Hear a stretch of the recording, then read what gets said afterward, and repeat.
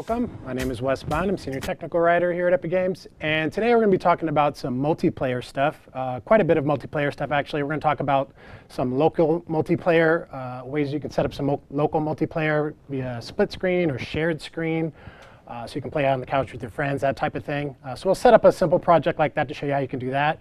And then we're going to jump into the Steam multiplayer project that was created. There's a tutorial series for that.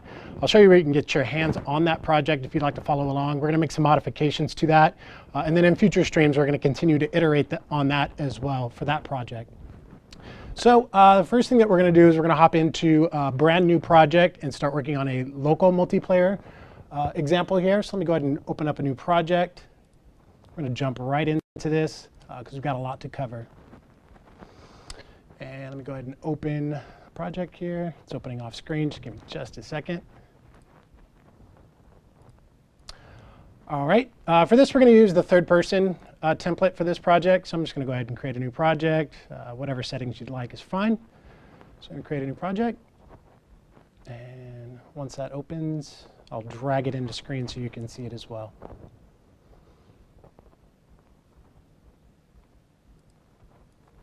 All right, here we go. So this is our fresh project. And right now we have a player that's already in here that can run around, has gamepad support. So I have a gamepad here. What we want to do is allow players to jump into this session, kind of like a drop in, drop out. So if I was playing around, somebody else could press start or something and jump into this session and play with me. So we'll create that so that we can do that. And we'll first set it up so that it's a shared screen. So think of something like, I don't know, something with a high camera angle kind of showing all the players at once running around doing something. We'll set something up like that. And then we'll set up a split screen example as well. So first thing that we're going to do for this is we're going to create a couple of blueprints. So I'm going to go into the blueprints folder here. And I'm going to right click, create a new blueprint class. First one that we're going to create is just a pawn. So I'm going to select this. I'm going to call this the initial pawn or init pawn. And this is the pawn that you start out as when you start the game. We won't start out as the third-person character. We're going to start out as a default empty pawn here. So that's what we're going to do for that. And then we're also going to create another blueprint. Let's use the player controller here. And we'll just call this the third-person controller. Like so. And let's save both of these. Now we want to use a third controller here because we're going to be killing off our pawn a little bit later in this session. And when our pawn dies, we want our controller to persist so that we can spawn in a new pawn to control.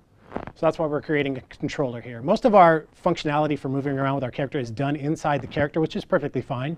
But if you want things to persist when your pawn dies, you're going to want to store that inside of a controller, such as high score or inventory items and things like that, because those won't go away, but your pawn will.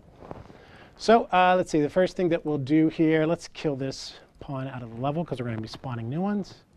Back up, and let's take this spawn point here. I'm going to change the scale on this, make sure it's 1.0 on all of those. And we're going to add a couple of more spawn points in here, and this is going to be nothing fancy. We're just going to pick a random spawn point out of these four here. So I'm just alt-dragging out copies of those. And that's where our players are going to spawn. We're going to set this up as a 4-player co-op game here. So the first thing that we'll need to do is provide a camera for us all to use here. So I'm going to go to the modes panel here and just search for camera. And drag that in. And with it selected, I'm going to hit Control-Shift and P to go into pilot mode so I can fly that camera up and give us a perspective. Something like this. Now we're not going to be doing anything too fancy with the camera in this. It's going to be a fixed camera. You would probably want to set up some camera logic where it moves around with your players or zooms in or zooms out. That may be something that we dive into down the road, but for now we're just going to have a static camera that has all of our players on screen here that we can share. So I'm going to eject out of that. So that's going to be our game camera. And I'm going to go into the level blueprint here with our camera still selected. I'm going to right-click and add a reference to that camera actor. I'm going to right-click again and say Event Begin Play. So when the game begins, we are going to use that camera as our camera view. So we can drag off of this and we can say Set View Target. Now it won't show up. We'll need to uncheck Context Sensitive here. And we should have View Target with Blend. Go ahead and select that. and has a bunch of options on here, which we're going to leave for default. You can affect the type of blend time, etc. We're just going to leave it all as default for now for this example. It is asking for a target, and it's asking for a player controller reference. Because we're using a shared camera in this instance, we can go ahead and say get player controller, and plug that directly in. Now it's going to have a player index on it, which is the controllers that you may have in your game. So you'd have a player index 1, 2, 3, 4, etc. It actually starts at 0 because it's 0 based. But since we're sharing the camera, we can leave it like this, and any of the additional players that connect will follow the same logic, and it'll be perfectly fine. So let's compile, and let's dock that. We'll come back to that in a little bit. So if we play now, we should have that camera, which is fine. All right, so let's keep going here. Let's go into the game mode here. We're going to open that up. And inside of our game mode is where we're going to tell the game to spawn and despawn our characters. So we're going to create a couple custom events to handle that. So I'm going to right-click, custom event, and we'll call this spawn character. Now it's going to need an input on it, so I'm going to go over to the details panel, click the new, and let's search for player controller. And we want a player controller reference here. And we'll just call that player controller, like so. So that's spawning. We're going to need one more custom event here. And this is just going to be despawn player. So despawn player, it's going to need an input as well. Player controller type. We'll call this player controller as well. Okay. So we have our spawn event. Well, let's drag off of this, and we'll say get controlled pawn. So we're getting the controlled pawn associated with the player controller. And we're going to check if that's valid, first of all. So we'll say is valid. Now let's connect this up. So, and if it is valid, then we're going to destroy that because we're going to spawn in a new one. So we'll say destroy actor. That up. Now we can go through the process of spawning our third person character, because we're going to start out with our initial character, which we'll set here in a moment. So let's go ahead and say spawn actor from class. And the actor that we're going to be spawning is third person character. So let's connect this up. And we can drag off the return, which is the actual character, and we could say possess. I'm going to have to uncheck context sensitive for that. And we'll say possess. Now it's asking for a target controller reference. That's going to come from our player controller here, because we're going to initiate this script outside of the game mode. We're going to actually initiate it from our controller blueprint. So I'm going to take this and plug that all the way in down here like so. Okay. Now, if we compile, we're going to get an error because we don't have a spawn transform. So let's go ahead and add that. To do this, what we'll do, we'll create an array of all of our player starts and then randomly select one from those to use as our transform. So we'll say event begin play. Click, and we'll say get all actors of class.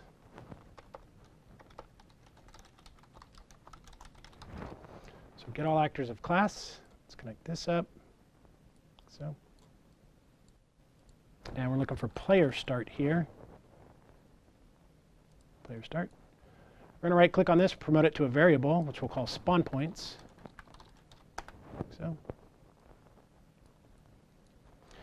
Now what we can do is control drag in spawn points, drag off of it, and perform a get from it. So we're getting one of those now.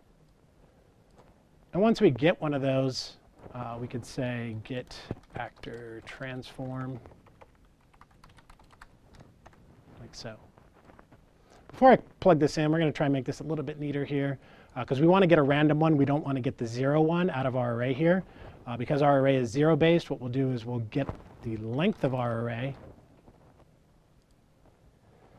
and then we'll drag off of this, and we'll say get random int. Get random integer in range is what we're looking for here. spell that right. Oops. Let's just search for range. Maybe if we turn this back on, that would help. No? Well, let's see. Good. I'm not sure why that's not showing up as a random integer in range.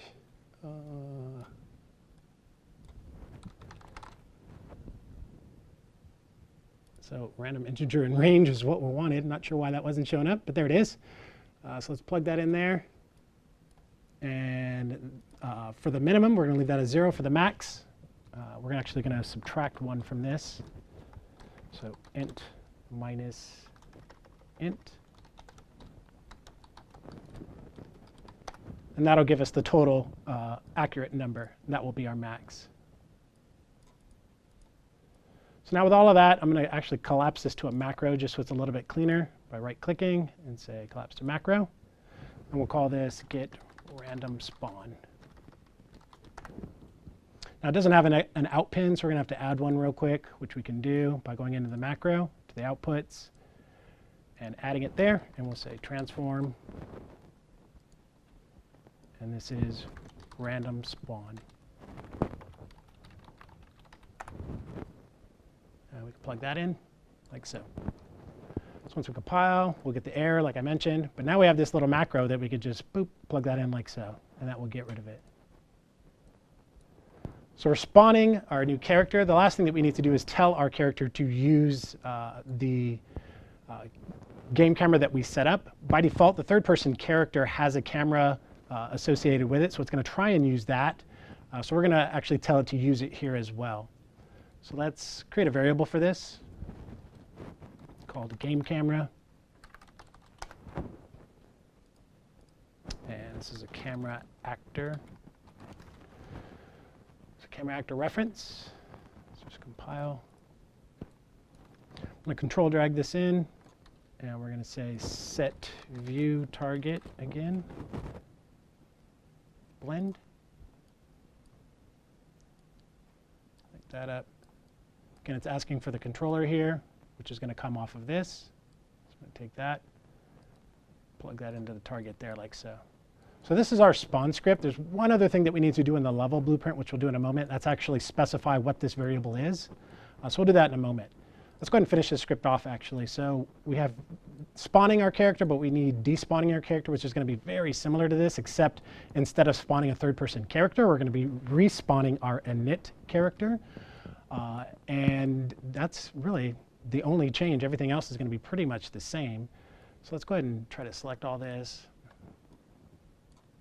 Control, select that, copy, paste this. Plug this into there, plug this into there, plug the player controller into our possesses, and let's go ahead and take the player controller into the camera as well.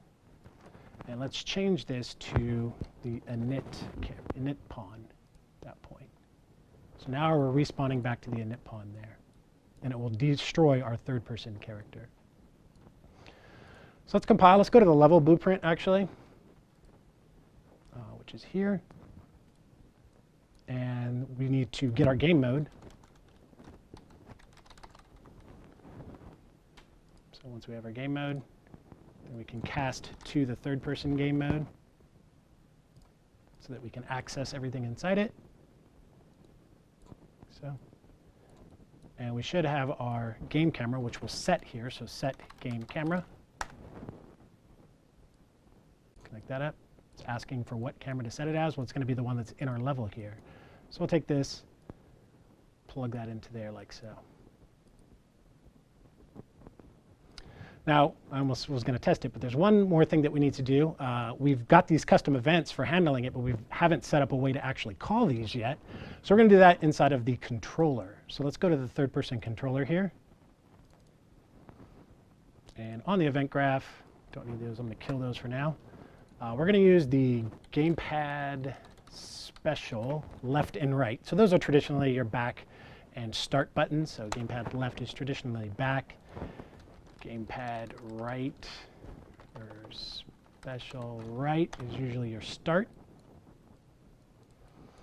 And let's see, what we'll do is let's get the game mode. And we'll cast to the third-person game mode. Connect that up. And we're going to call spawn whenever we press the right special button or start. So we're going to say spawn player or spawn character. So it's asking for a player controller, which since we're in the player controller, we can drag off this and just say self. Get a reference to self. So. And we could do the same thing for the left. You could also, on event begin play, cast to the third-person game mode, store that as a reference so that you don't have to cast each time you do this. You could do that as well if you'd like. I'm just going to do it since it's here. And we'll say despawn. My naming conventions were off. I have one spawn character and the other despawn player. Bad. That's just bad.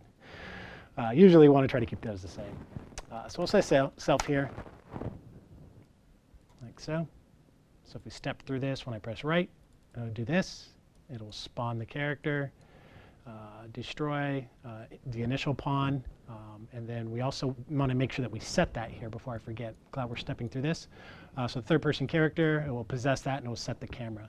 So let's go ahead and set our default pawn to use the initial pawn. So I'm going to go to class defaults here. Let's go to the default pawn class here and set this to use init pawn. Let's go to the player controller class and tell it to use the third-person controller. So both of those. Okay, so hopefully this works. This looks good. We're setting the camera. So if we play, we shouldn't see anything. But then when I press start, my guy comes in. If I press select, it deletes him. So that's what we want for right now. How do we get it so that when another player presses start, that they join in? So we're going to set that up, how we do that. And we're also going to look at something else here. There's one other thing that we'll do that we can show you how you can set up keyboard and multiple inputs, basically. So keyboard and controller setup. So let's go ahead and see how we do that. Let's go to the game mode for this. First thing that we're going to do is on event begin play here, we're going to call what's called the create player node. So we're going to right click and search for create player. So there's this node here. So I'll add a new player to the game. And if I zoom in a little bit, there's a couple things on this to talk about. So there's a controller ID here. This is the ID of the controller that should control the created player, value of -1. Specifies the next available index. Typically, you can leave this as default, and it will automatically assign player indices for you. If there's a situation where you want to manually assign controller IDs, you could do that here and specify it. We're going to leave it as default just because it's a lot cleaner and easier to have the system do that for us. Then we also have spawn pawn here, whether a pawn should be spawned immediately or if it should occur on the transition map. We're going to leave that checked as well because we're spawning our initial pawn. So we can leave both those as default. Now we need to do this for every player that we want to have in our game. So if we're going to have 4 players, we need to do this 4 times and create 4 players for our game. So I'm going to add a while loop. So, and I'm going to connect that up following the event begin play. And all we're going to do is let's create a variable here called number of players. And we'll make this an int. So it starts out at 0. It's fine. I'm going to control drag that in. We're going to say, is this value less than or equal to, where is it at? Less than or equal to, oops, not a float. Is this less than or equal to, is what we want. And we want to make this less than or equal to 3, actually, because that's going to give us 4 players because it's 0 base. So we'd have 0 as player 1, 2, 3, and 4. So we're going to say less than or equal to 3. I'm going to connect that up. I'm going to alt drag in number of players, and we're just going to add to it each time. I'm going to take this, plug that in. Take this, hit int plus int. So we'll add 1 each time, like so. And then we'll connect it to create player.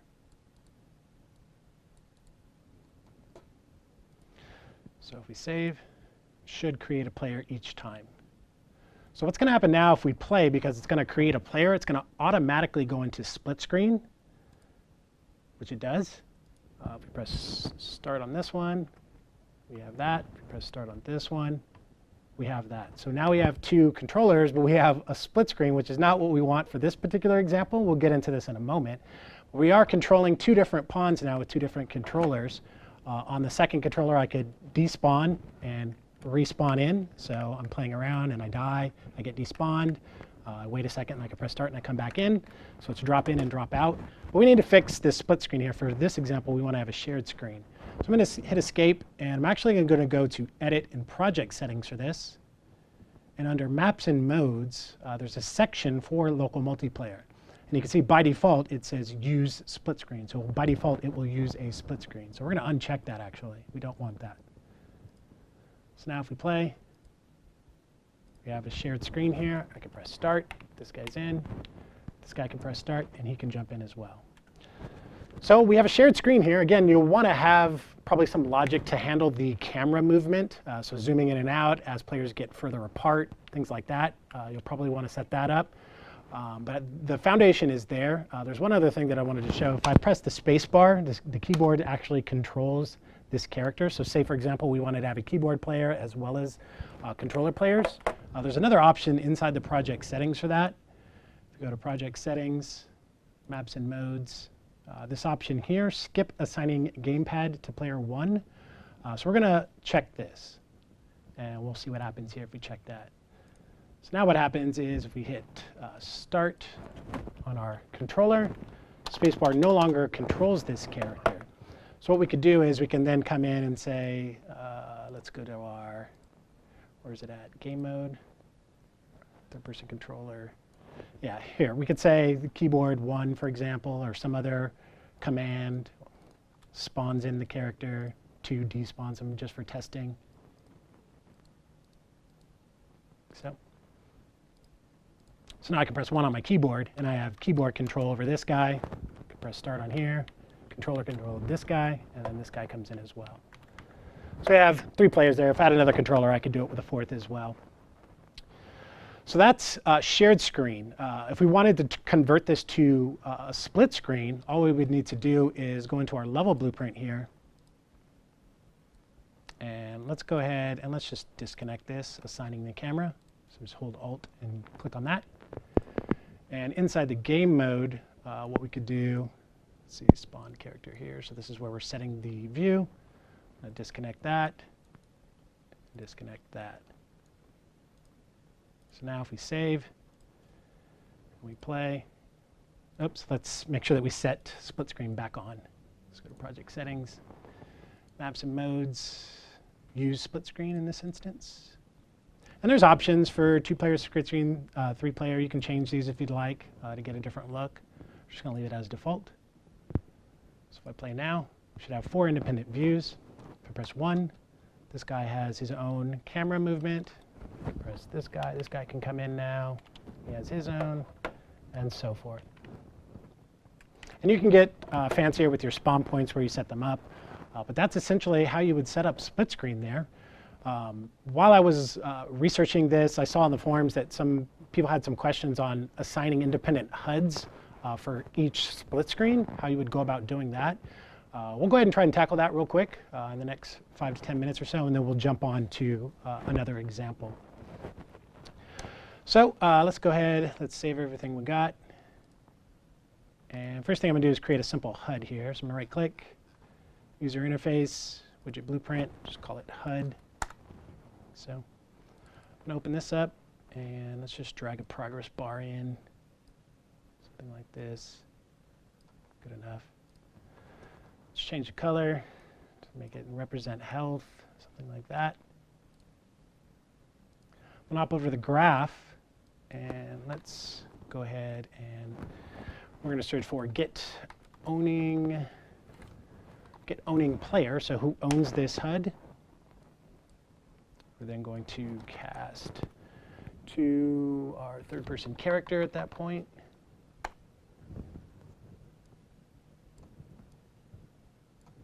Is it the controller that we want? No, it's user widget. That's right. Let's hook this up. And we also want to get controller, get player, not player controller. Now we want to get controller, and then we want to cast to third person controller as well.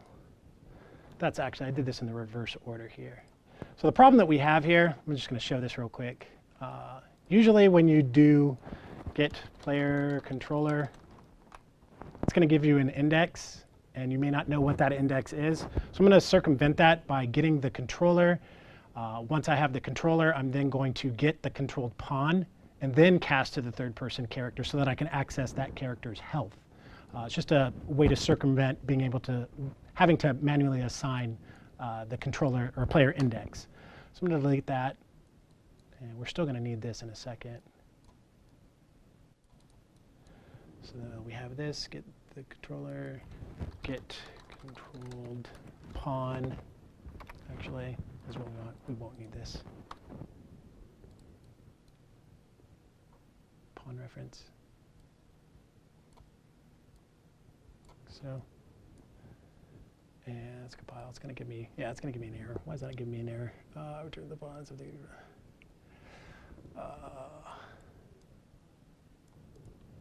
Let's convert this to a pure cast, actually.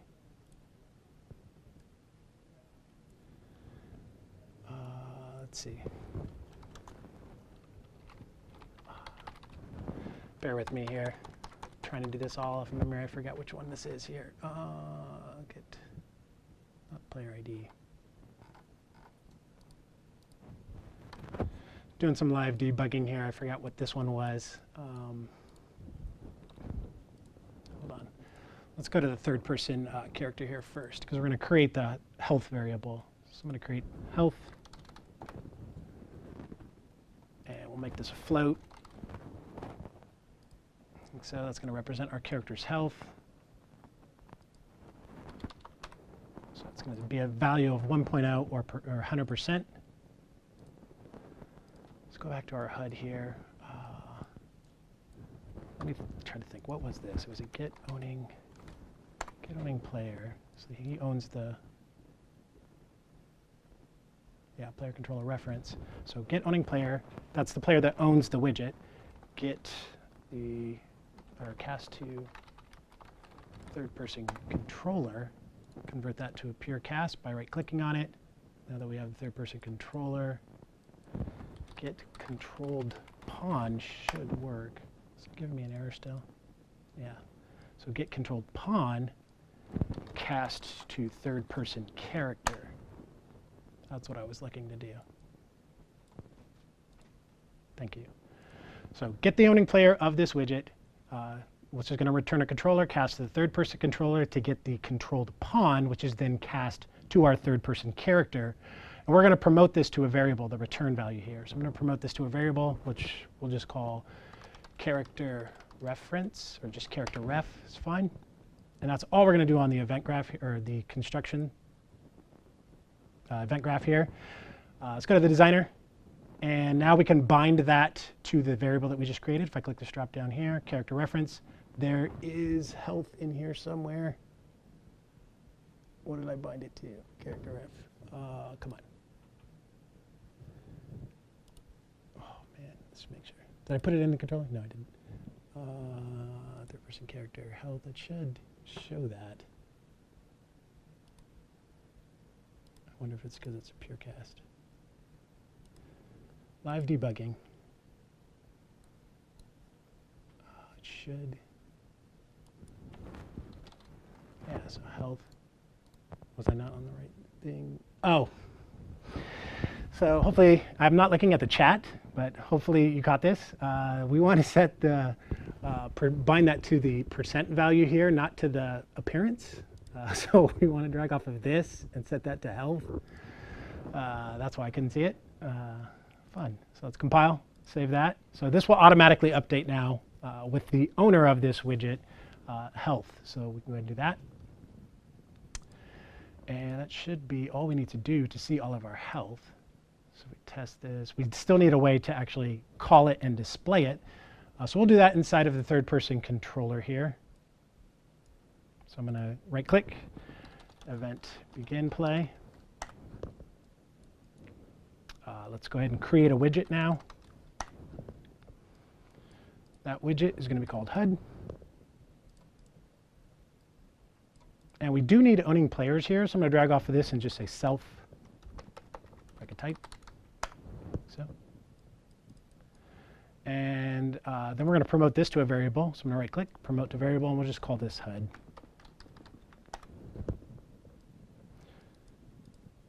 And we're not going to assign it by default, because when we first spawn in, we're going to be the initial character. So we're only going to spawn it when the player actually spawns into the game. So what we could do for that is we have our spawn character. We could add it at the end of this here, but what we'll do instead, I'm going to double-click on this and jump to this. And we're getting player controller here. So I'm going to delete this camera because we don't need that anymore because we're using split screen. And what we'll do is we'll drag off of this, cast to third-person controller, right-click, convert to pure cast. Now we can get the HUD, our variable HUD. So, and with this, we should be able to say add to. There's a couple add tos here. Most of the time, if you're not doing local multiplayer, you could use the add to viewport. But in the instance that you are doing local multiplayer with split screen, you probably want to use this add to player screen. As it says there, this works very well with split screen. So we're going to add to player screen now instead. And we're going to connect that up. So a couple options on here. You can affect the Z order of that. If you have a bunch of different widgets, you can change the Z order on that. We don't have any, so that's just fine. We're going to leave it like that. So that is for spawning the character. We're going to do the opposite for despawning because we want to remove the HUD at that point. So we can take this same setup that we have here. I'm just going to copy this, not that, these two, copy, paste that, take our player controller, plug that in there.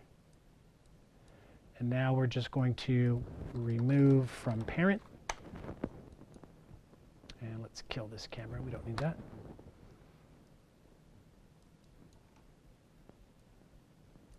So that should remove the HUD when we choose to despawn our character. So copy and save. All right, I'm trying to think if there's anything else I'm missing that I need to do before we test this. So we've created it. Let's just test it. Let's see if there's something else we're missing. Yeah, so it spawns in. Oh, there's other things that I wanted to do. So we have our own HUD, but we have no way of actually decrementing our HUD yet. But when we despawn, our HUD goes away. So we'll do a quick example of decreasing individual HUD health here, so you can see how that works. So let's go ahead. We're moving right along. I'm going to right-click, create a quick blueprint here. It's just going to be an actor. We'll just call this BP fire, for example. Some kind of environmental hazard in our level here. I'm going to add a box collision for this. And let's see, I'm also going to make sure that it is, let's go ahead and say hidden. We don't want to hide it. We want to see it just for testing. So I'm going to uncheck that. And let's click that. And then let's go down and let's add a begin overlap for this. So when we overlap this box, do something. Delete both of those. We're going to be calling the damage portion of this inside of our characters. So let's go ahead and just cast to third-person character at this point. We haven't set it up yet, so we're going to hop over to the third-person character to create that damage script. And you'll probably want to do something more fancy than this, but this will work for testing. So I'm going to right-click, create a custom event. Custom event's going to be called do damage. So all it's going to do is going to take our current health. I'm going to control drag that in. I'm going to alt drag it in now. Well, not rename it, but alt drag it in. Drag off of this and just say float minus float. And we'll say it does 0.25 damage, 25% of our damage. That's going to be our new health value each time we call this. Connect that up. And then we'll run a check here. We'll branch, and we'll say if our health is less than or equal to 0, then we'll kill off our player. So we'll take this, we'll drag off this and say less than or equal to 0. Like so. If it is, we're going to right click and say get game mode. And we're going to cast to our third person game mode. Convert to pure cast. Actually, let's not do that, because I think we're going to have to pass through a reference here. Let's connect this up. And we're going to call despawn player. Yeah, so it's asking for a player controller here. And for this, we're going to have to get controller. Again, get player controller is going to return the index. We want get controller instead. Just the regular, should be a regular get. There it is. So get controller returns the controller for this actor. And then we're going to cast to third person controller. Right click and convert that to a pure cast. And then that's going to be our player controller that's getting passed through. So when we call this, it will run through all of this and despawn our character. Okay, let's save everything. Let's drag our fire into the level here. Right click, press R and scale it up just a little bit. So whenever I jump on this, it's going to do it. We play now, and we press 1. Here's this guy who's going to run in. Should it take damage? No. Of course not. There's something I'm not doing. Check it again. Take this guy. Yeah, that should. It's probably the pure cast. Let's double check that. Oh, why that's not working. Let's see. So get game mode, get the controller. Shouldn't have to do this, but let's check it anyway.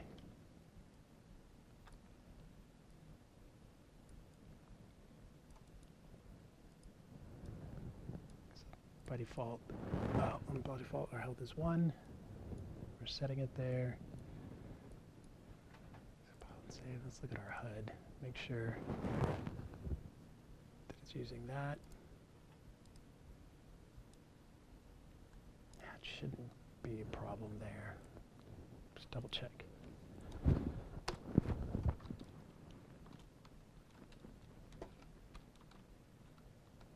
Why is that not working?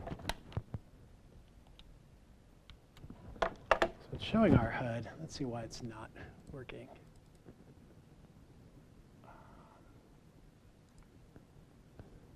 So just double checking all my notes here. Okay, it shouldn't be in there, it should be in here. Player controller self.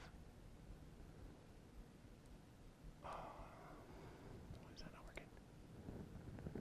Percent is set to that.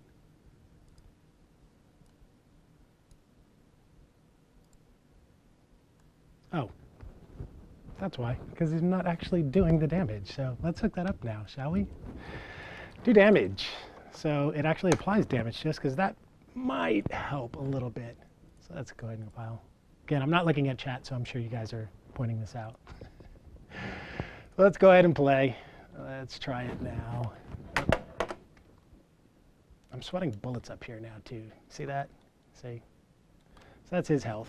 So this guy can spawn in. He has his own health who he can get affected by. So there we go. So that is all I wanted to show for local multiplayer. Let's see if it actually kills him and despawns him, which it does. And these guys can still battle it out in this arena here, and then after a certain amount of time, player can press start and come back in and have health or whatever you want. So that is local multiplayer. I'll try to post this project. Somebody had asked if we can make a template for this. I'll try to post this project so you can review it if you'd like. We got about 20 minutes left. I did wanted to jump into the other project and try and get to that. Hopefully, if we run a little bit long, it's okay with Shelly. I'm looking at Shelly now. Yeah, it should be okay. All right, because I did want to get into that one too, because that one's kind of cool, and I want to take that one a little bit further actually and continue to evolve on it. So that's all I wanted to show here. I'm going to go ahead and close this project out. Let me see if there's any questions on this before I do that, and before we jump into the other one. So I'm going to hop off screen, just a second and see the questions.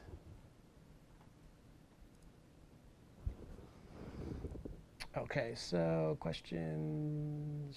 Okay, is it possible to have two local players on a shared screen and play online at the same time? Question is it possible to have two local players on a shared screen and play online at the same time? Yes. There would be some replication things that you would have to set up and rerouting the information from clients to servers, but it's totally doable. Maybe that is something that we can tackle down the road with this other project because it is set up for online play. Is it possible to have split screen, two screens, and two players share one of the split screens, 4-player local multiplayer with 2 of the players on one half of the screen and 2 on the other? I didn't look into the project settings for this. I haven't done too much with the split screen stuff. In fact, what I wanted to do for this stream was have it so that the split screen aspect of it is dynamic, so that it kind of comes in and out, so that it's not always split screen. So if you think of like any of the Lego games where you play together, one person gets too far away, then it splits off into split screen. But when you're close to each other, it's one shared screen. It's currently not possible through Blueprint. And through C++, it is probably possible. I probably would have to dig into that to see how to actually do that through code. But it is possible through code, not currently exposed through Blueprint.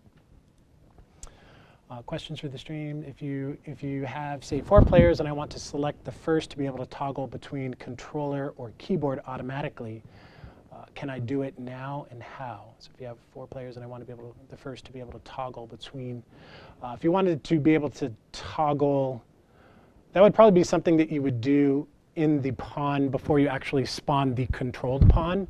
I would have a pawn that has its own UI and allows you to choose whether you want keyboard or controller support. And then at that point, that's what you would assign when you spawn in the controlled pawn. So that's possible as well. How are you handling lag in a VR multiplayer? We'll get to that in a moment. We'll try to tackle that in a moment here. Let's see, is it possible to have 2 different material parameters displayed for different players' camera in split screen? So different kind of overlays or material parameters per split screen. Again, that might be something that's doable through code, the code side of things, because you have more hooks and access to the split screen functionality itself. Exposed to Blueprint, again, that's something I'm not quite sure I can answer at this time. And again, as always, you guys can post comments and questions in the official post for this stream, and we'll try to get to those as well a little bit later. All right, let's go ahead and move on to the other projects. I kind of wanted to show that real quick. So let's close this out. And for this, I'm going to be doing a little bit of hopping back and forth because we're going to be doing VR multiplayer with third-person multiplayer. So we're going to go ahead and do that next. Let's see. Drag this in. So for this project, what we're going to be using, let me drag this in screen real quick. There is the Steam multiplayer tutorial series, which is quite a long series. If you've gone through it, congratulations to you. I know it was long, but it basically takes you from beginning to end, setting up a multiplayer lobby chat, all the way from the front end with, like I said, chat, player character selection, all the way into a gameplay map from beginning to end. This link here will actually take you to that project, and for this stream, we're going to be starting from this particular project that was posted here. So if you want to follow this along a little bit later, you can go to this link. It's on the asset sharing section of our forums. You can click this and download the project and then continue on with what we're about to do.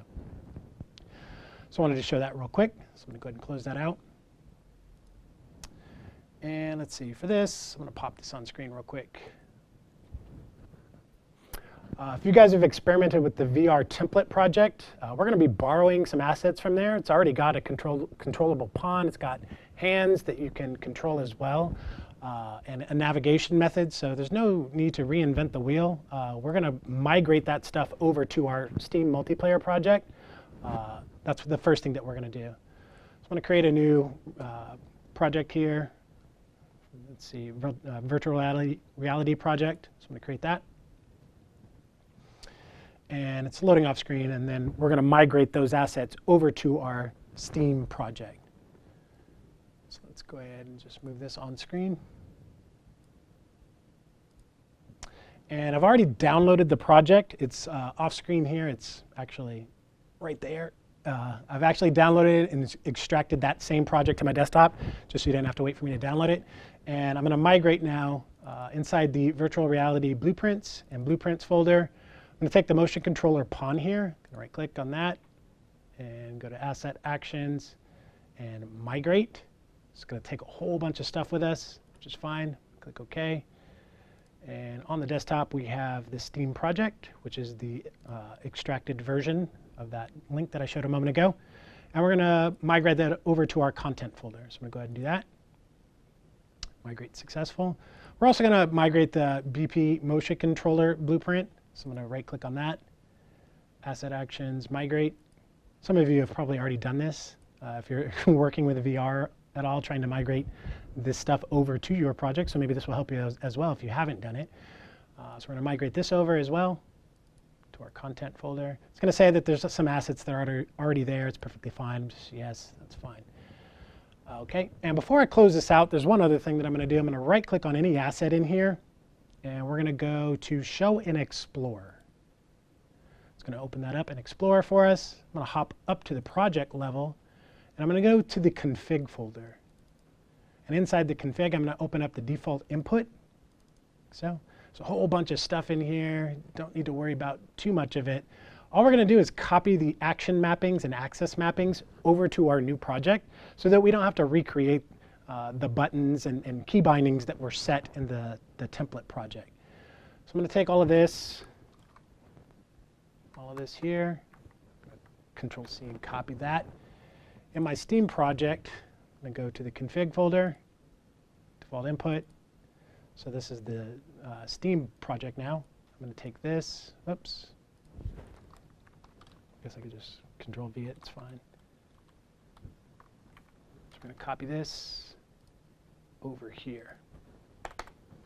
So, OK. And then we'll save that out, like so. And then I'm going to close that, and close my project. Okay, the other thing that we'll do for our Steam project now that it has those action and access mappings, we're going to open it up. Actually, it's going to open in 4.11, so it's going to open off screen here for a second. We need to switch the engine version for that, because this project was created a while ago. So let's go ahead and do that before we do anything else. So I'm going to right-click on this, switch engine version to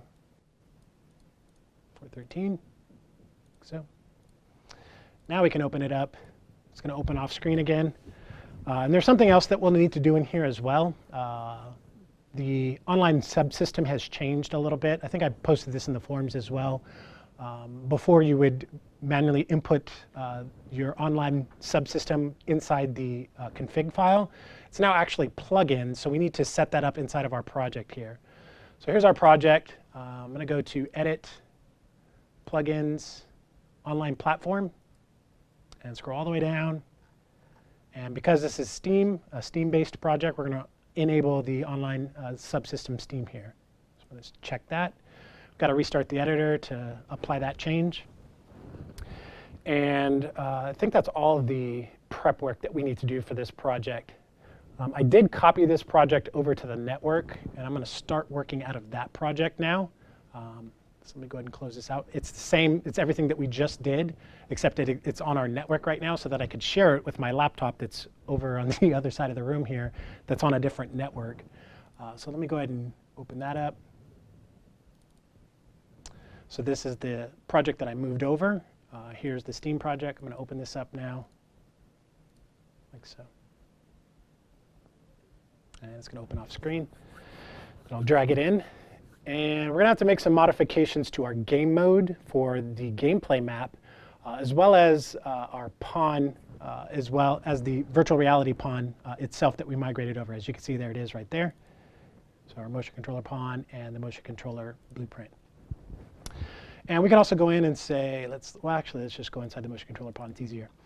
We shouldn't have any errors now because we copied over the input bindings, which it looks like we don't. So we have grabbing and teleporting and all that stuff already set up for us. Nice. All right. So this is the Steam multiplayer project. Let's go ahead and go to the blueprints and the gameplay folder. We're going to go into the gameplay game mode here. So I'm going to open that up. Might take a second to open. There we go. Let's kill this plugins. There's a lot of script in here. Again, all of this is covered in the tutorial series. But the first thing that we're going to do is inside of our gameplay game mode here, which spawns a character in. So it says respawn, but it handles spawning and respawning. We also have a character that we're passing through that we want to spawn. This is the character or the player selected character in the lobby map that is getting passed through here. If we are the server for our game, the server, the host, is going to be the player that is in VR, and all the people that connect to him are going to be playing in third person against the server. So it's a 1v, 2, 3, 4, however many that you want to set up. So what we'll do is let's go ahead, let me zoom out, let me just move this up here, out of the way. Move that up there, out of the way. Spin this down just a little bit. Okay, so what we're going to do, we're going to spawn an actor. Spawn actor from class. That class is going to be motion controller pawn. So motion controller pawn is what we're going to be spawning. We're going to be possessing it as well, so I'm going to copy this and just paste it. That's the pawn that we want to possess. The controller is being rerouted all the way down to there, so we can just take off this reroute node here, plug that in as our controller. So let's connect this up to this, like so. Now what we're going to do is first check. We're going to run a check to see if we're running, if we're the host or if we're a client. So we're going to need a branch for this. I'm going to hold B left click, create a branch. And there is a isServer node. However, that's not going to work for us in this instance. The server and the host are going to be the same thing. But we're inside the game mode. The game mode only exists on the server, so this will always fire as true. So we're not going to want to use this node. We're going to create our own Boolean here, and we'll just call it is, not to be confused with server. We're just going to say is host. So control drag that in, plug that up as the condition. So for the host, we're going to spawn in as the VR player. If we are the client, we're going to spawn in as normal with their selected character. So that's what we're going to do there. So actually, let me deselect these, or dehook those up first, because we want to hook this to there, and then we want to hook this to there, and this to there as well. It's a little bit messy, but we'll fix it a little bit later. All right, we do need a spawn transform. For this instance, I'm just going to plug in the existing get transform. There's that script that we created a moment ago for the random spawn point. Down the road, we'll set up a server-specific spawn point. I'll actually show you in that project before we close out this stream. So let's compile and save. That's actually all we need to do for that. Okay, I'm going to close this out, and I'm going to go into the gameplay player controller now. Gameplay player controller handles chat messages, it handles the character selection, etc. There's a whole bunch of stuff in here that we set up before. The only thing I'm worried about in here is turning off the chat once you get into the gameplay. So what happens now, you get to the lobby, select a character, transition to a gameplay map, and everybody can chat with everybody. But for our example, we want the server who is in VR not to see that chat, only the connected clients. So for this instance, because we're inside the player controller, which exists on the server and client, what we'll do is we'll right click and say is server. Can hold B, left click, create a branch, connect this up. Like so. If we are the server, we're not going to do anything. If we're not the server, we're then going to plug into that. And this is setting up the chat window. So that's all we need to do there. The other thing that I wanted to mention, the way that I'm setting this up is that you set up all of the lobby and the character select and getting the game together in non-VR mode. However, once we transition to our gameplay map, that's when we'll throw the host into VR mode. Rather than navigating all the menus and creating all these VR menus specifically for VR players, we'll set it up so that you do all your menu navigation like normal and then jump into VR inside the game. So I'm going to close this out. That's all we need to do for that. Now let's just save everything just in case. And next thing I'm going to do, I'm going to hop over to the Maps folder, and I'm going to go inside the Arena 01 map, just to open this up. There's a couple things that we need to do in here. First thing we'll do is add a nav mesh bounds volume. This is needed for the template project to navigate around. This is how the teleportation works. So we need to take in this nav mesh bounds volume. Hit R. Just kind of scale this up around the level.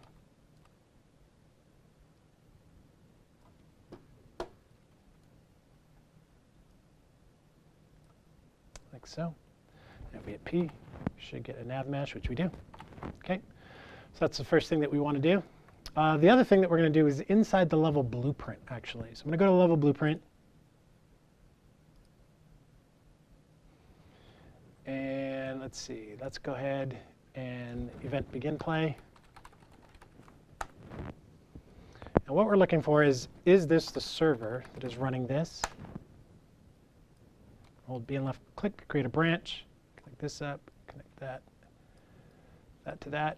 If we're the server, we're going to execute a console command to turn on the stereoscopic viewport for HMDs. So we're going to do execute console command. Stereo on is what we're going to use. Like so. So I'm going to connect that like that, or compile like so. And let's see, I think that's all we want to do in here for now. Let's just go ahead and save. Okay. And let's go down to our motion controller pawn. Let's do a couple things in there.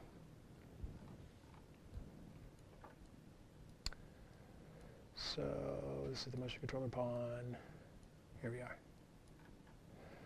So right now, the motion controller pawn spawns in a left and right motion controller for your hands. That's this blueprint here. We're going to add one more thing to that because we want our clients to see more than just our hands. So we're going to create a new blueprint which mimics the player's head. It'll have a generic HMD on, so it kind of, you can see the head turning around as a client. So let's go ahead and create a new blueprint to handle that. So I'm going to right click, new blueprint.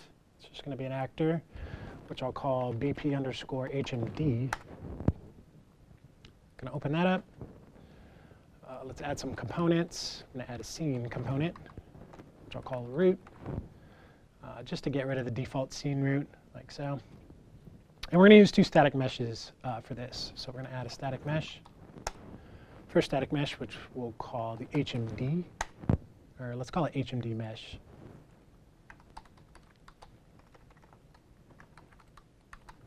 So. And I'm going to Control W to duplicate that, and we'll call this the head mesh. And I'm going to take the head mesh and drag it and drop it on top of the HMD mesh, so it follows it around like so. And let's go ahead and assign the actual static mesh objects to use for this. I'm going to need to enable engine content for this, so I'm going to show engine content down here. Let's go up here. Should now be able to assign a generic HMD for our HMD mesh here. So we'll say generic HMD. So, and I'm going to scale this up a little bit just to make it a little bit bigger. So I'm going to say by 3, something like that. And for our head mesh, we're just going to use a sphere for this, just so we have a floating head to kind of put in our level. So we'll say, what is it, shape sphere? No. Shape sphere, there it is. And it's going to be huge, so we're going to scale that down quite a bit. So I'm going to hit R and just scale it down a little bit. Take off some grid snapping and scale snapping. Just going to plop it down inside. It's not going to be perfect, but at least it'll look like a head, kind of.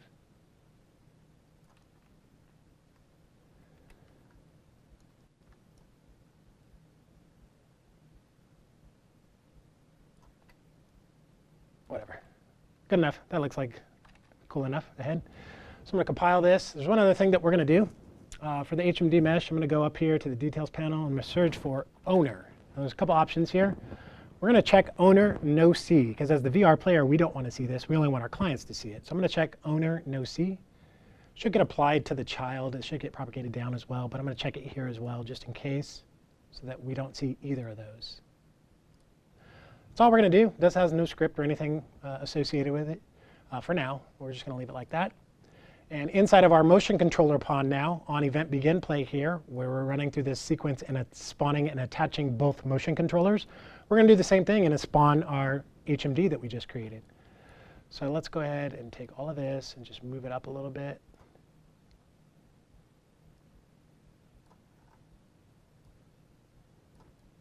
And let's move this down. And I'm going to add another pin to this sequence here. And it's going to be spawn actor. So spawn actor from class. The actor is going to be BP underscore HMD. So. And let's go ahead and plug this in as the transform. Just using a dummy transform here because we're attaching it anyway. Let's take our sequence node here. Plug that in there. And we're going to promote the result to a variable just like we do with the controllers here. So I'm going to right click on this, promote to variable, which we'll call HMD. So, and we're going to attach it just like our controllers are being attached. So I'm going to copy this, paste it, attach. That's the target. Now the parent is going to be a little bit different though. We're not going to use the VR origin. We're actually going to use the camera as the parent here. So it follows our camera around. So I'm going to take this in and hook that up as the parent.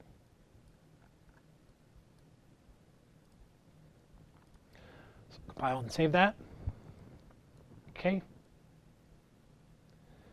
And right now, if we were to test this, the clients would actually see this.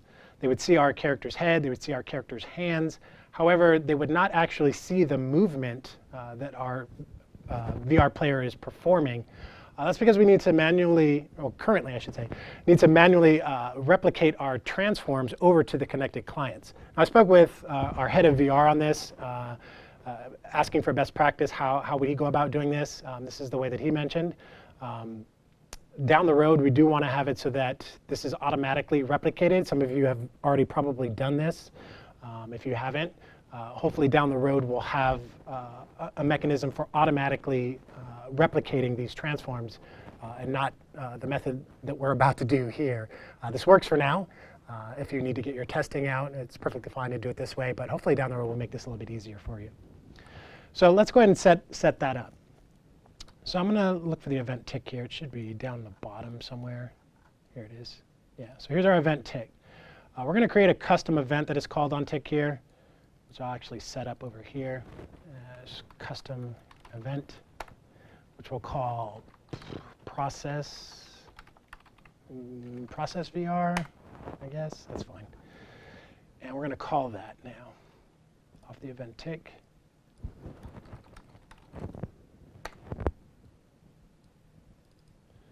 So that will get called on tick. And what we'll do is we're going to create another custom event now. And this is going to be actually handling the VR data. So let's just call it handle VR data. Like so. And it's going to have some inputs on it. It's going to have some transform inputs. So we'll call this HMD transform. We'll have two more, one for the left motion controller and one for the right motion controller. So we'll say left MC trans, and then right MC trans, like so. And we're going to set this to be replicated. So we're going to run this on the server. So we're going to choose the replicated option here, run on server. There's a couple different options. We're going to be using multicast a little bit later. I don't think we're going to use run on owning client, although we do in this project, the tutorial series. But we're going to use run on server here, and we're going to want to make sure that this is set to reliable. So we need this to always run. And we're now going to call that off of process VR. So I'm going to take this and say handle VR data. So now it's going to give us some input pins there. Let's move this up just a little bit. And what we'll do is we'll take our HMD here. I'm going to hold Control, drag that in. Drag off of this, get the HMD mesh. From there, we'll get the world transform. Plug that in as the transform there. We're going to do the same thing for the left and right motion controllers. So I'm going to take the left motion controller, drag that in, get the motion controller. So, and then we'll get world transform from there. Plug that in. I'm going to copy all of this, paste it, and let's kill left motion controller and use right motion controller now. Get down there. Ow. Get out of here. Thought it would let me drag and drop on it. I guess not. So let's get motion controller. Get the transform. Plug that in as the right motion controller transform, like so. So we're passing this through. It's being run on the server. And we'll come back and clean that up a little bit later too. All right, now that we have that data and it's being piped through here, what we'll do is on our HMD trans here, we're going to right click, promote this to a variable, which we'll call, I'm going to abbreviate this with a C for client underscore HMD trans. And this variable is going to be replicated. So let's go ahead and set this to replicated. But we're going to use rep notify. So let's go ahead and choose rep notify here. See the node changes. It also created the function for us that will get called whenever this property changes. And we're going to use that in a moment. So we're going to do that for the both of these as well. So I'm going to right click on this, promote this to a variable, which we'll call C underscore left.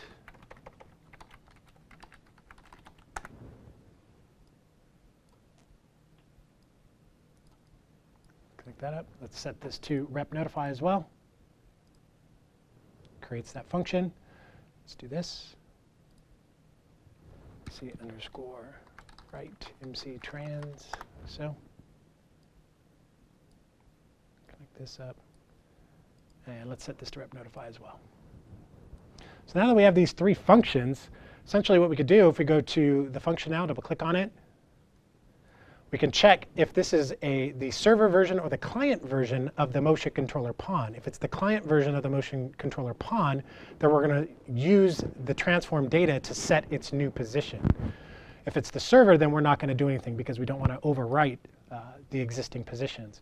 So we could say is server. We can hold B and left click, this up.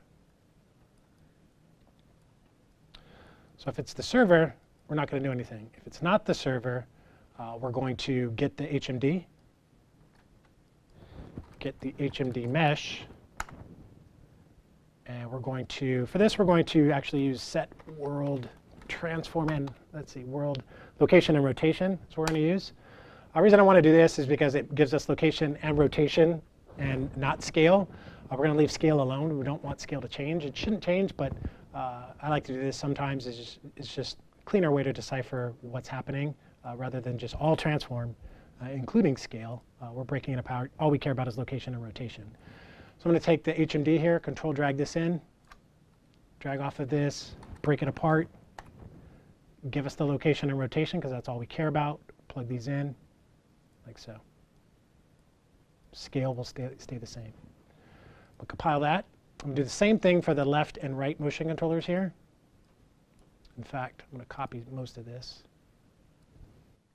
Copy it, paste it, plug this in. And we're not using the HMD at this point, so we're using the left motion controller. Get motion controller.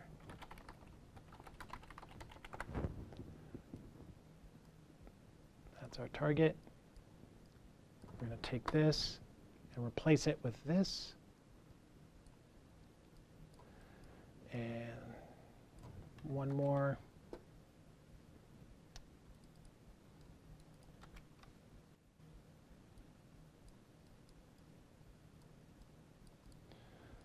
take both of these, delete that, control drag that in, and say git motion controller, plug that in like so. Let's delete that, control drag that in, or just drag it on top.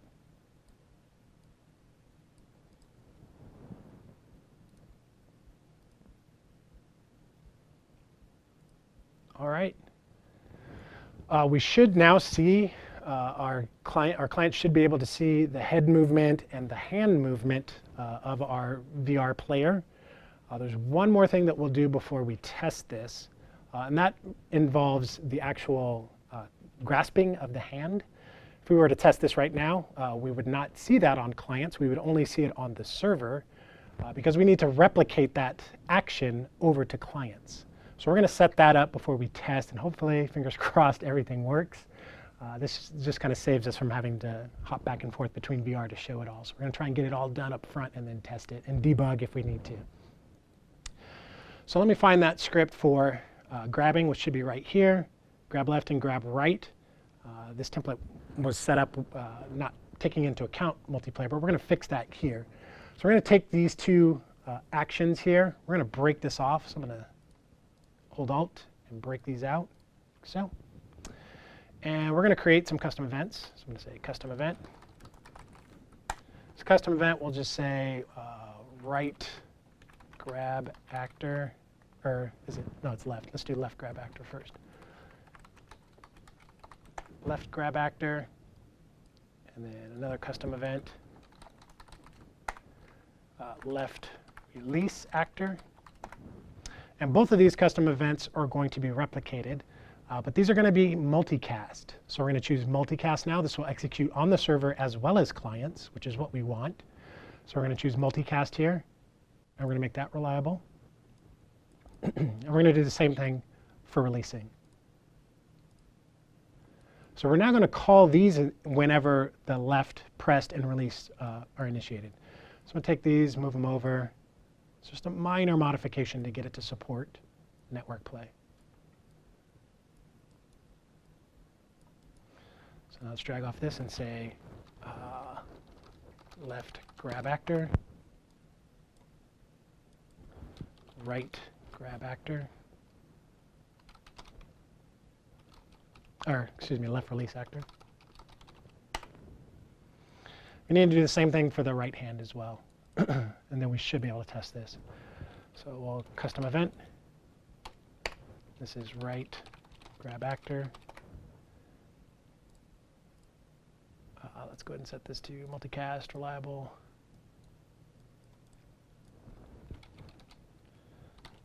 Custom event.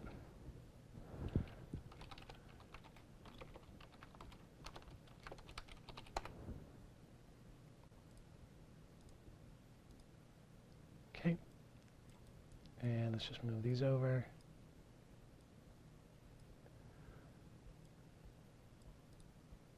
And let's call those.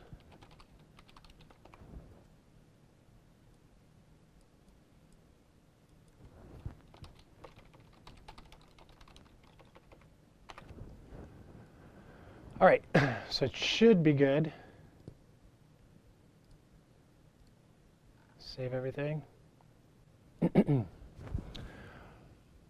right, let's see. Let's make sure before I get over there and test it. We already did this. Okay. Just to mention this real quick as well, on each map, since we're only going to test this on this Arena 01 map, but we have a second map here. Inside Arena 02, we would need to add a nav mesh. We would need to turn stereoscopic on for the server as well. So in each of our gameplay maps, we would need to do that. But we're only going to test it for this in the Arena 01. So I'm going to test this. Let's see if it works here. So I got Steam up in the background here. I'm actually going to run this now. We go to my project. So here's our project. I'm going to right click and say launch game. And it's going to load off screen here. I'm going to drag it in. So here's our Steam multiplayer project. Steam is enabled. Let's go ahead and just say to our player name, we'll just say Wes. And this little avatar. All right, so let's go ahead and host a match. So we're going to host a match, and we're going to give it any old name. Number of players, we'll say 4, whatever, that's fine. Change that to internet, hit accept. It's going to load. And now we are inside of, look at that server name. We are inside of the lobby here. So inside the lobby, again, this is from the tutorial series. I can select a character. For us, it's not going to matter as the host because we're switching over to VR at that point. Eventually down the road, we will prevent the server from selecting a character unless our server has different VR characters that they can control. For now, I think this is fine. We're just going to pick one. It doesn't really matter. We can still, if we go in here, chat works. It says my name and everything. Press T and highlight, stuff like that. I'm going to hop over to my laptop here for a second so that my laptop can connect to this game that's running on a different network via Steam. Then we'll start the session, and hopefully everything should work. So Shelly, if you're ready, I'm going to hop over there and turn on my motion controllers. Make sure that those are on. So those are on. That's on. There's my laptop. And I'll try to also make it so that you guys can see this as well. Let me log in.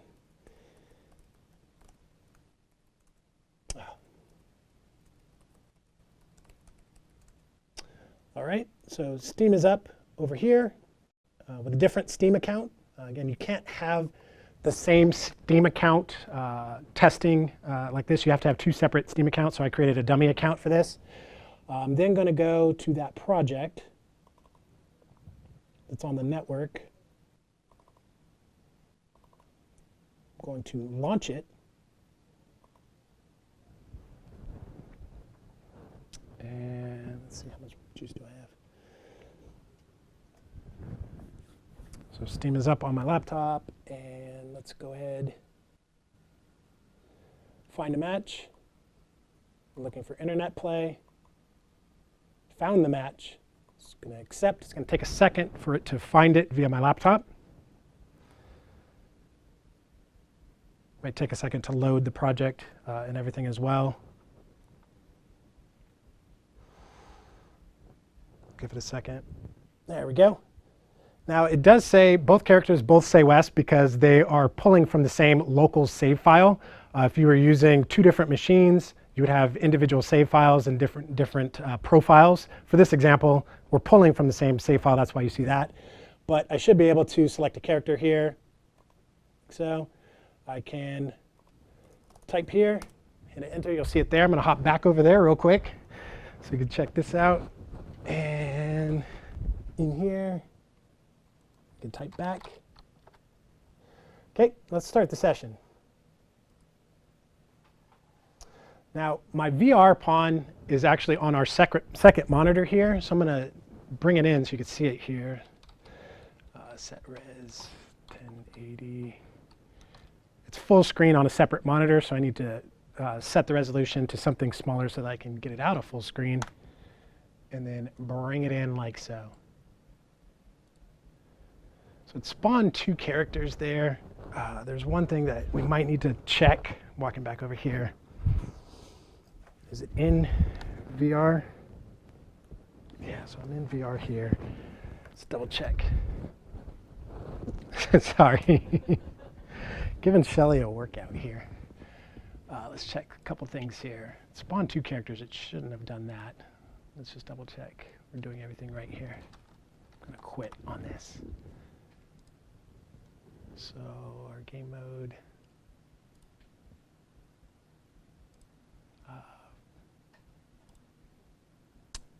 Blueprints, gameplay game mode. This is set to, should be set to true by default. Why is it not? I thought it was set to true by default. So hopefully that should fix it. So when I come in, it's true. And then it spawns in our motion controller pawn. So let's try that again. I'll launch this.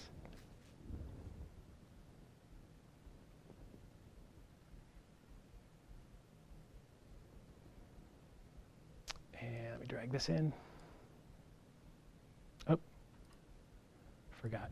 We are inside the wrong map. So let's go back to our main menu. Let's try launching it again.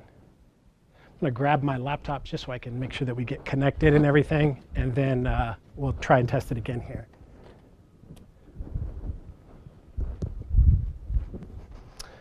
All right, so we have our laptop. Monkey, you want to play multiplayer with me? There we go. So let's quit out of here, and let's drag in this again, and we're going to host. And as our client, I'll launch, select a character, won't matter.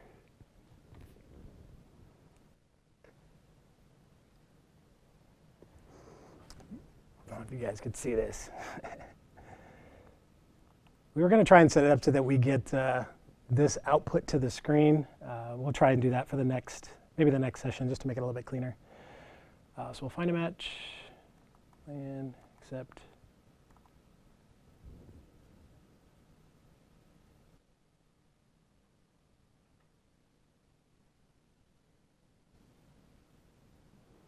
And once it connects here, we'll test this again.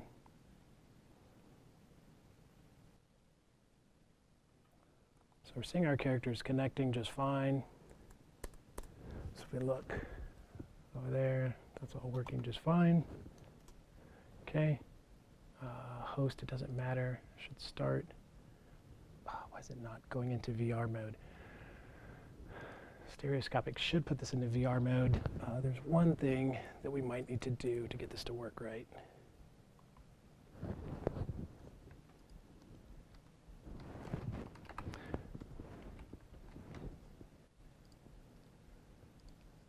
Minimize this. Let me hop off screen for just a second here.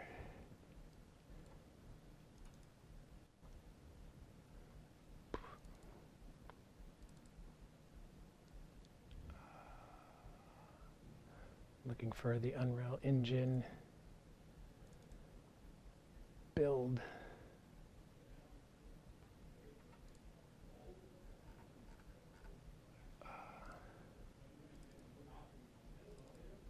Here we go. Thank you, basketball. So I'm going to the binaries here. I'm going to create a shortcut to the actual editor here. You could also use game as well. I'm just going to create a shortcut to the editor. That's how I was testing it earlier. So let's see. So create a shortcut to that. I'm going to copy this path to the project. Oops. Just move that. Just created a shortcut and moved it there. Good job.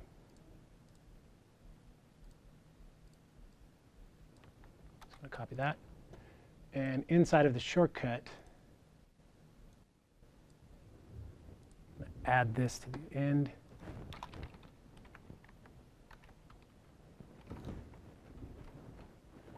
Steam project slash project, new project. Might need to run in game mode. When I was testing this earlier, it worked just fine, of course, but I might need to run it in game mode like this to get it to work. Let's see. So where's my shortcut there? So there's my shortcut. Clicking it off screen, so it's loading it up.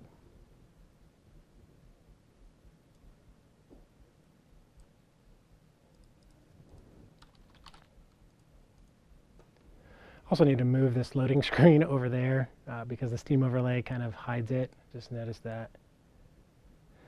So let me hop over here, make sure that we're in VR, which it looks like we are now. It's just off screen. Yeah. So it looks like it's working now. So, set res 720. I'm working off screen here to get you the window so you can see it because it automatically maximizes it. So let's try that again. Hopefully it should work now. So I'm going to click on my shortcut one more time here.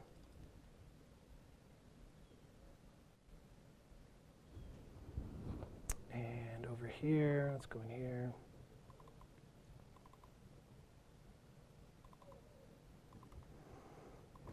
Let's drag this in.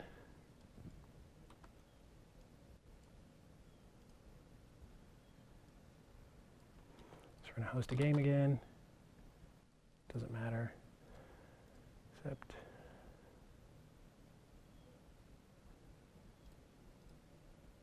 I'm going to find a game now.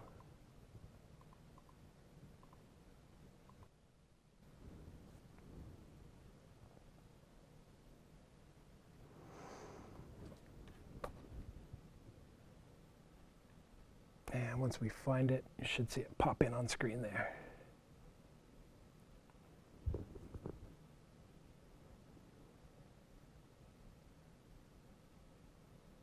It's taking a little bit longer to load. There we go. Select character again. So he's in there. Should still toggle ready if he wants. All right, so I'm gonna hop off screen again one more time. r.setRes 1020 by 720 windowed. Drag that in so you can see that. And my client, let's see, spawned in. Let's see. Didn't actually select my client. Don't know why. My character.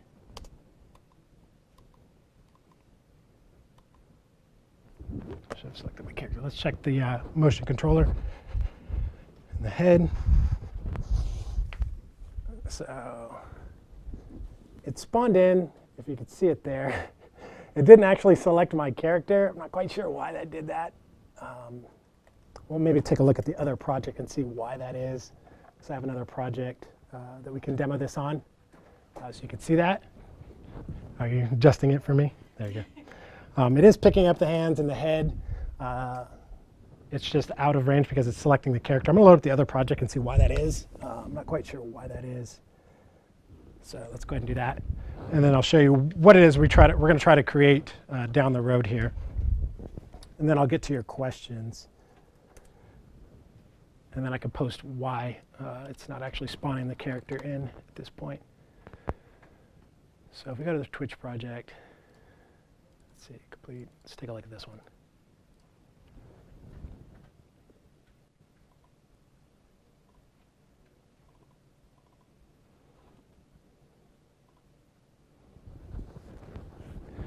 Okay. Host a game.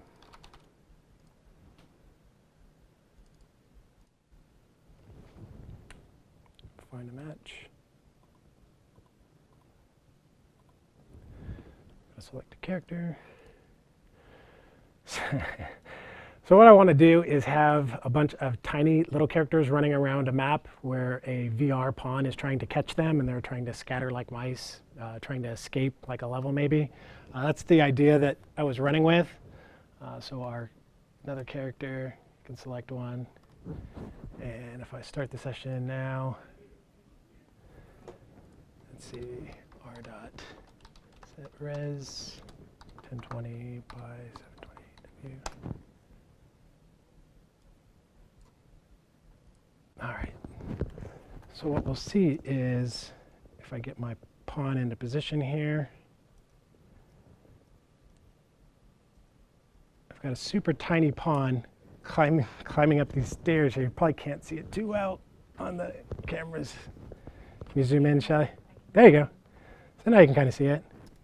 So I have a little pawn climbing the stairs here. In the background, we have our VR player. So let's go ahead, get him up into position.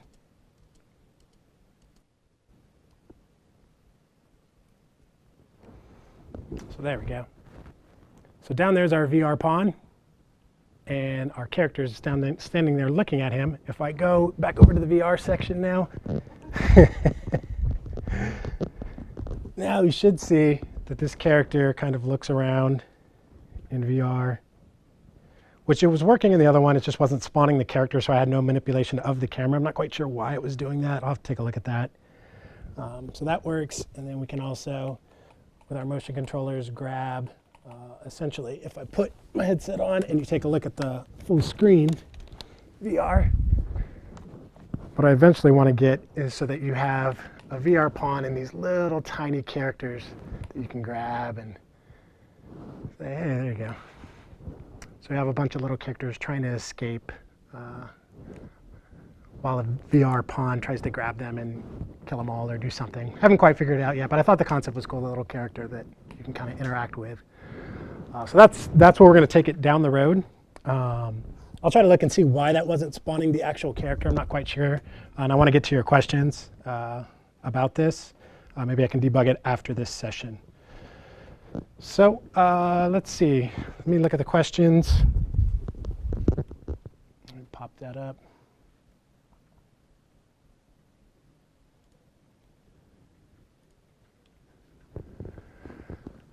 Okay, let's see. Can you please speak about health and damage system in multiplayer mode? Guessing it's touching on replication. Yes, that is exactly what it's doing. It's actually pretty similar to what we did with replicating the transformations. You just need to define which method of replication that you want. Most of the time for things like health and damage, you can get away with just replicating the variable itself, which will get passed on to clients. If you need something specific to happen as a result of that variable changing, similar with our transforms, replicating transform, you can use the rep notify, and that will allow you to kick off a function that you can then fire off any other script. So hopefully that answers that question. Again, with this project, we'll take it there. We'll get to replicating health and all of that down the road once we get our character actually working. Not quite sure why that was. Can you do local multiplayer so two mobile gamers can play each other in the same room with no PC server between them? Local multiplayer with two mobile games, there's probably some hooks in the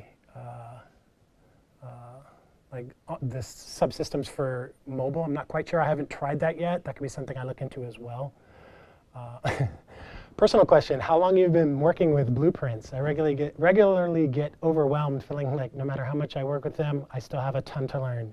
You, sir, are not alone. I've been working with them for only 2 years. I've been at Epic for about 2 years, actually, and prior to coming to Epic, I've been in the industry for a number of years, worked at a bunch of different studios and stuff, but never had the chance to actually work with Unreal Engine at all, actually. I've always worked with proprietary editors and tools and technologies. So my first foray into Unreal is coming to Epic. So I've only been working with it for 2 years, so I always feel like there's a lot to learn, and I'm always second guessing some of the things. Am I doing this the right way? So fortunately, we have some people here that know a little bit better than I do that I can reach out to and find out that information, and then we can pass that information on to you as well in our docs and in our tutorials and stuff like that. So don't feel overwhelmed. You're not alone. Just keep at it and keep trying to learn as much as you can. Let's see. I think that's actually it. There was one about lag. Looks like another question's coming in. I'll give that one a second. There was one about lag. There's a lot of things that can contribute to lag, so there's not an easy answer there. It's basically, you'll need to profile the heck out of your project, profile the heck out of your project and see what could be contributing to that. There's also things as bandwidth and things like that that could contribute to it as well. I haven't seen any too much, and I'm playing on 2 separate networks internally, but that could be something that we'll look into as well. Let's see. What can be done about the problem with VR games being corrected if the client and the server does not match? You can't jump them back randomly. You can't let the client control because of cheating issues. There is such a thing as network relevancy. There is a couple of tutorial series that I think I redid those. They're a little bit older and I redid them, kind of explaining that. There's also, I think, a doc page as well covering this, how you handle those types of situations. As it relates to VR, I haven't actually tried that myself, maybe I'll try and test that out and see. The way that I set up that doc was a non-VR version of dealing with that. The content examples cover it pretty well as well. But I'll take a look and see how that can be affected by VR, and if it is, what measures you can take to circumvent that. So I'll look at that as well. Let's see.